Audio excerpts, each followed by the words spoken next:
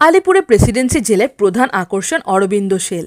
দিন কয়েক ওয়ার্ডে, তারপর 9 বাই 11 ফুটের এই ছোট্ট কক্ষটিতে অরবিন্দ বন্দী ছিলেন 5ই মে 1908 থেকে 6ই মে 1909 সাল পর্যন্ত। এখন সেটি একটি মন্দিরতুল্য দর্শনীয় স্থান যে কোনো দর্শনার্থীদের কাছে। এই মন্দিরের মধ্যে আছে ঋষি অরবিন্দর ছোট্ট একটি মূর্তি ও ছবি। ঘরটি আলোকিত রাখা হয় সারা রাত। সকালে পুজো হয় নিয়মিত। একজন সাজাপ্রাপ্ত আবাসিকই পুজো করেন। থিয়েটার রোডের মামাবাড়িতে এখন অরবিন্দ ভবন। অরবিন্দের জন্ম 1872 সালের 15ই আগস্ট। তা হলেও জেলের অ্যাডমিশন রেজিস্ট্রারে শ্রী অরবিন্দর ঠিকানা ঘোষপাড়া, কোন্নগর, হুগলি। উচ্চতা 5 ফুট 6.2 ইঞ্চি, বয়স 37, চিবুকে ছুচালো দাড়ি, পিঠে 3টি তিল ইত্যাদি। 1908 সালে আলিপুর জেলে এখনকার প্রেসিডেন্সি মে মাস থেকে ছিল ভরা সংসার। মানিকতলা বোমা মামলায় শ্রী অরবিন্দ ছাড়াও এসেছেন আরও 40 জন বিপ্লবী। এত ভিড় ও কোলাহল পছন্দ নয় শ্রী অরবিন্দর, তাই তাকে একা করে রাখা হয় সেলে। কিন্তু তাতেও রেহাই নেই। রাত হলে পাহারাদারদের ঘন ঘন কই হে বলে তারস্বরে হাঁক। তন্দ্রা এলেও তার দফা রফা। শ্রী অরবিন্দ সেলের বাইরে সকাল বিকেল 1 ঘন্টা করে বাইরে থাকার অনুমতি পেলেন। বিপ্লবীরা খুব একটা তার কাছে ঘেঁষতে চাইতেন না। কিন্তু শ্রী রামপুরের জমিদার পুত্র নরেন্দ্রনাথ গোস্বামী তার সঙ্গে খুব গল্প করতেন। শ্রী অরবিন্দ একরকম ঘোরের মধ্যে থাকতেন। সকালে জলখাবারটা যতটা না নিজে খেতেন, তার বেশি পিঁপড়ে টিকটিকি আরশোলাদের খাওয়াতেন।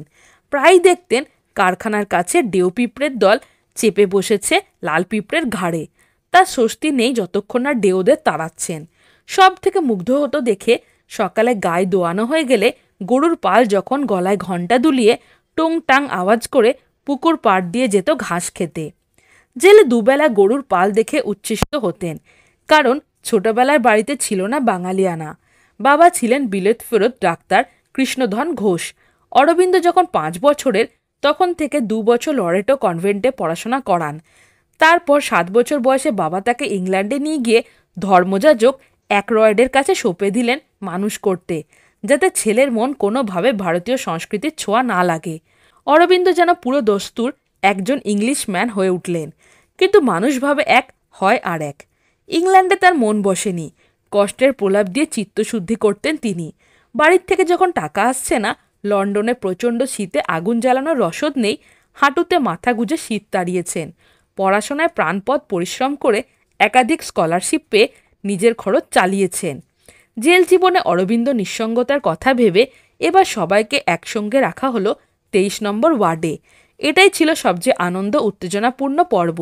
সকালে চলতো বই পড়া, বিকেলে জুজুৎসু চর্চা, 10-25 খেলা, আর সন্ধ্যায় গানের মজলিস। প্রায় সকলের কাছেই বই ছিল। অরবিন্দ খুব খুশি হয়েছিলেন সব বইপত্র ওয়ার্ডের এক কোণে জড়ো করে ছোট্ট লাইব্রেরির মতো তৈরি করতে পেরে। নিয়মিত পড়তেন গীতা, উপনিষদ, আধ্যাত্মিক বইপত্র। ওয়ার্ডের সকলেই খেয়াল রাখতেন যাতে তার যোগ সাধনায় বিঘ্ন না ঘটে। উল্টে তিনি এই প্রথম সুযোগ পেলেন অনেকের সঙ্গে পরিচিতি হতে। আদালত থেকে ফিরে তিনি রঙ্গরসিকতাও করতেন। জর্জ বার্লি কিভাবে ফিরিঙ্গি বাংলায় জেরা করেন, ব্যারিস্টার নটন সাহেবের প্যান্টে কোথায় ছেঁড়া, কোর্ট ইন্সপেক্টরের গোফ ইঁদুরের খেলো না আরশোলায় কাটলো, এসব নিয়ে চর্চা। কোর্টে যেতে লাগে মিনিট 10 মাত্র। এই সময়টাও বৃথা যায় না উল্লাসকর দত্ত থাকায়। তিনি কখনো গাইছেন জ্যোতিরিন্দ্রনাথ ঠাকুরের স্বদেশী গান, কখনো বা দেখাচ্ছেন ক্যারিকেচার। শ্রী অরবিন্দ অত্যন্ত মর্মাহত হয়েছেন হ্যারিসন রোডের ধরণী ও নগেন্দ্র, 2 কবিরাজ ভাইকে শান্তভাবে 7 বছরের সশ্রম কারাদণ্ড ভোগ করতে দেখে। বাড়ির না জানিয়ে 1 বাক্স বোমা তৈরির মশলা লুকিয়ে রেখেছিলেন তাদের দোকানে। উদ্বিগ্ন ছিল নাগপুর থেকে ধরে আনা বালকৃষ্ণ কানেকে নিয়ে। তার বাড়ির লোকজন আসছে না বলে উকিল রাখতে পারছে না, সারাক্ষণ মনমরা। ছোট্ট ভাই বারীন্দ্র যখন স্বপ্ন দেখছেন যুগান্তরে আর কি কি চাঞ্চল্যকর খবর ছাপবেন, তখন হেমচন্দ্র কানুনগো নিজেই যেন এক মহাকাব্য। মেদিনীপুর টাউন স্কুলের ড্রয়িং শিক্ষক হেমচন্দ্র দাস 1907 সালে যুগান্তরে যোগ দিয়ে দেখেন সমিতির মাথা বারিঞ্চে বোমা নিয়ে পূর্ব বাংলার লর্ড ব্যামফিল্ড ফুলারকে মারবেন বলে অস্থির।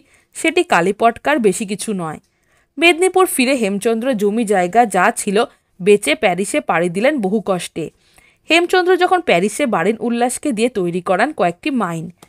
1908 সালের জানুয়ারিতে হেমচন্দ্র দেশে ফিরে বারিনের নির্দেশে 3টি শক্তিশালী বোমা তৈরি করেন। 3 নম্বরটি দেওয়া হয় ক্ষুদিরাম আর প্রফুল্ল চাকির হাতে। লক্ষ্য কিংসফোর্ড। পরবর্তী তদন্তের ফলে রাজা নবকৃষ্ণ স্ট্রিটের ভাড়া বাড়ির থেকে গ্রেফতার হলেন হেমচন্দ্র দাস। দ্বীপান্তরে জীবন শেষ করে তিনি মেদিনীপুরে ফিরে জমি জরিপের কাজ করতেন জেলা বোর্ডের অধীনে। পেশার খাতিরে তখন হেমচন্দ্র দাস হয়ে গেলেন হেমচন্দ্র কানুনগো। এদিকে শ্রী অরবিন্দ বিস্ফোরিত চোখে দেখছেন। সারা সকাল ধরে ওয়ার্ডের মধ্যে কিছু ছেলে শুধু দৌড়েই যাচ্ছে। আসলে অরবিন্দকে না জানিয়ে অতি উৎসাহী কিছু যুবক ঠিক করল জেল ভেঙে পালাবেন। সাঁওতাল পরগনা থেকে বিন্ধ্যাঞ্চল, তারপর পশ্চিম ভারত, সেখান থেকে কাবুল হয়ে পারস্য। এত দূর হাঁটতে হবে, তাই প্রতিদিন সকালে ওয়ার্ডের ভেতরেই ছোটা অভ্যেস শুরু করতে হয়েছে 5-5.5 মাইল করে। তাতে কারুর পায়ে ফোসকা পড়ে, কারু কুচকির সমস্যা, আবার কারুর ব্যথার চোটে 106 ডিগ্রি পর্যন্ত জ্বর। কানাইলাল দত্তর মতো কেউ কেউ আবার একদম চুপচাপ, কারণ কিছুদিন ধরে তারা লক্ষ্য করছেন গোয়েন্দা পুলিশ শামসুল আলম ঘন ঘন জেলে আসছেন এবং নরেন গোসাই দেখা করছেন, কথা বলছেন 2-3 ঘন্টা করে। যখন জানাজানি হয়ে গেল যে নরেন গোসাই রাজসাক্ষী হয়েছেন, তোড়জোড় শুরু হয়ে গেল কেমন করে তার ভবলীলা সাঙ্গ করা যায়। কে দায়িত্ব নেবে? দায়িত্ব নেওয়ার জন্য কেঁদে কেটে অস্থির শ্রীহট্টের সুশীল সেন। আসলে কিংসফোর্ড কিশোর সুশীল সেনকে জনসমক্ষে 15 বার বেত্রাঘাত করেছিলেন। সেই বিপ্লবী বালকই প্রথম দায়িত্ব পেয়েছিলেন মুজাফফরপুরে গিয়ে কিংসফোর্ডের ভবলীলা সাঙ্গ করার। কিন্তু হঠাৎ বাবা অসুস্থ হওয়ায় সুশীলকে শ্রীহট্ট চলে যেতে হয়। এখন সেই দায়িত্ব গিয়ে পড়ে ক্ষুদিরাম ও প্রফুল্ল চাকির ওপর। ততদিনে কানাইলালের উদ্যোগে চন্দননগরে বিপ্লবীরা 2টো পিস্তল পৌঁছে দিয়ে গেছে জেলে। 1 সেপ্টেম্বর সকালে সত্যেন্দ্রনাথ বসু ও কানাইলাল দত্ত হাসপাতাল চত্বরে গুলি করে হত্যা করেন নরেন গোসাইকে। যে যেখানে ছিল ছুটে এলো গুলির শব্দ শুনে। শুধু গেলেন না অরবিন্দ ঘোষ। নরেন গোসাই হত্যাকাণ্ডের পর সম্পূর্ণ বদলে গেল জেলের পরিবেশ পরিস্থিতি। ভেস্তে গেল পলায়ন প্ল্যানও। শ্রী অরবিন্দ স্থান হলো আগের সেলেই, বাকিদের 44 ডিগ্রি সেল ব্লকে। কোলাহল ও আন্দোলনের মধ্যে যিনি ছিলেন আবার ফিরে এলেন সম্পূর্ণ নীরবতার মধ্যে। নানা ভাবনা অস্থিরতার মধ্যে তার দিন কাটছিল। খাওয়া দাওয়া প্রায় বন্ধ। প্রাণায়ামের মাধ্যমে তিনি অশান্ত মনটাকে কিছুটা শান্ত করলেন।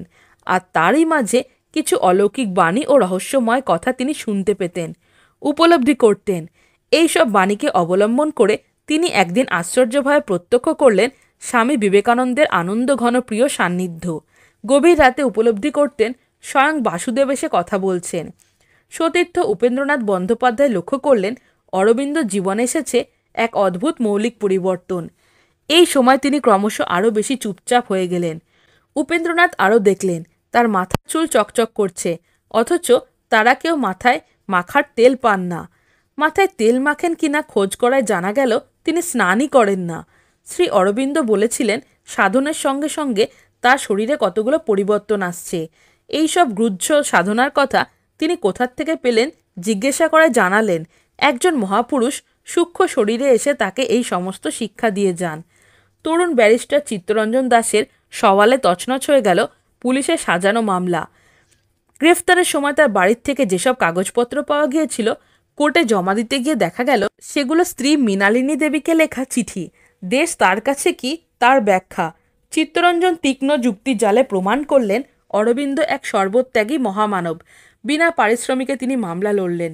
মামলার অন্যান্য খরচ চালাতে বিক্রি করলেন শখের ব্রুহাম গাড়ি ও ওয়েলার ঘোড়া এবং স্বয়ং ঝাঁপালেন স্বদেশী আন্দোলনে।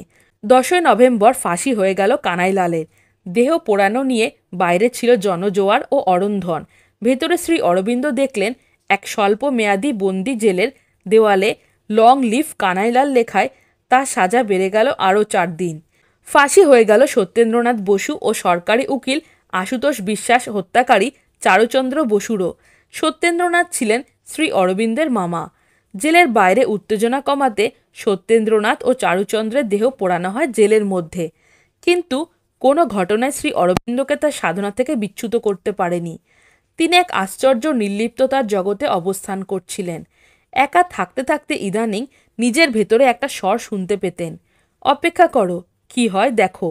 গ্রেফতারের 1 মাসের মধ্যেও একটি আহ্বান এসেছিল নির্জন বাসে যেতে এবং নিজের অন্তরের মধ্যে সন্ধান করতে, যাতে তিনি ভগবানের সঙ্গে আরও ঘনিষ্ঠ যুক্ত হতে পারেন।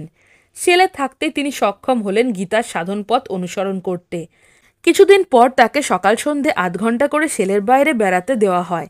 যখন বেরোলেন মনে হলো জেলের উঁচু প্রাচীরের মধ্যে তিনি আর বন্দি নেই। তাকে ঘিরে রয়েছেন বাসুদেব। যে গাছতলায় পায়চারি করতেন সে গাছও এখন বাসুদেব, স্বয়ং শ্রীকৃষ্ণের ছায়া ধরে রেখেছেন। যে কোনো কেসের আসামি, কোর্টের ম্যাজিস্ট্রেট সবাইকে মনে হলো বাসুদেব। সরকারি উকিলকে দেখলেন স্বয়ং শ্রীকৃষ্ণ, প্রিয় বন্ধুর মতো বসে হাসছেন। রাগ, দেশ, আকাঙ্ক্ষা থেকে মুক্ত তখন সম্পূর্ণ তিনি অন্য মানুষ।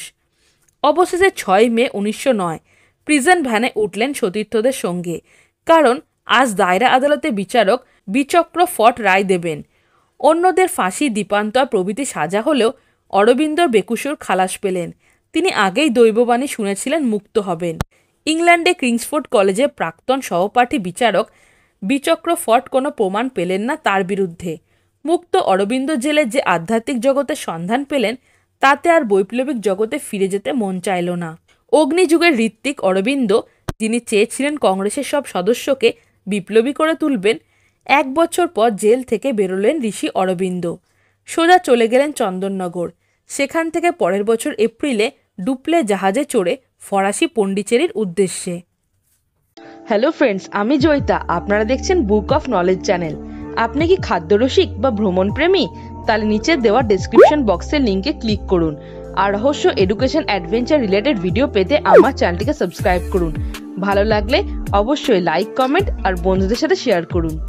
তো বন্ধুরা, আজকে আমার টপিক ভালো লেগে থাকলে চ্যানেলটিকে like, comment, share and subscribe করতে ভুলো না।